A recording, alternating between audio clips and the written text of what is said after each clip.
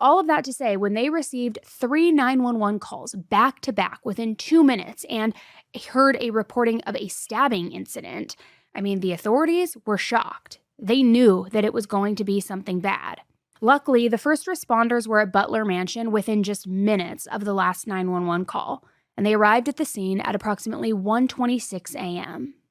And when I describe the scene, I have to be honest with you, it does sound like something out of a slasher movie. Truly, it does. Because the outside of the house, it looked completely normal. It looked very, unassuming, aside from the person who was outside lying on the front lawn and not moving.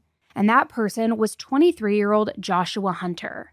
And Joshua had been stabbed a total of 6 times. He was immediately transported to the local hospital, but by 2:17 a.m., he was pronounced dead.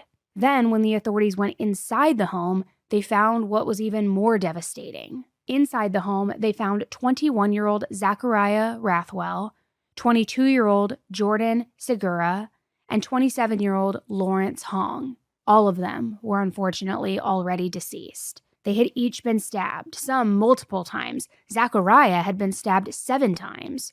Jordan was stabbed once, and Lawrence was stabbed 4 times. And all 3 of these bodies, it's not like they were clustered together and it had happened in one isolated location. They were spread out. Zachariah was found in the kitchen. Jordan and Lawrence were found in the living room area, and Lawrence had been found on the couch while Jordan was found near one of the couches.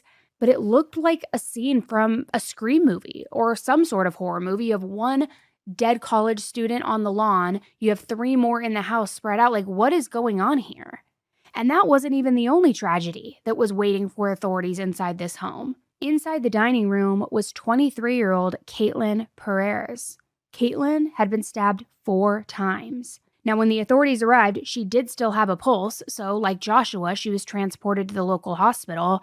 However, by 3 a.m. that night, she too, unfortunately, was pronounced dead. So that is a total of 5 victims, 5 incredibly young people who lost their lives that night, and in arguably one of the most horrific ways, which personally, I think that stabbing deaths are something that a lot of people really fear. I know myself, I am terrified of that. I feel like I'd way rather personally be shot than be stabbed. I'd rather die in my sleep, but you know what I mean.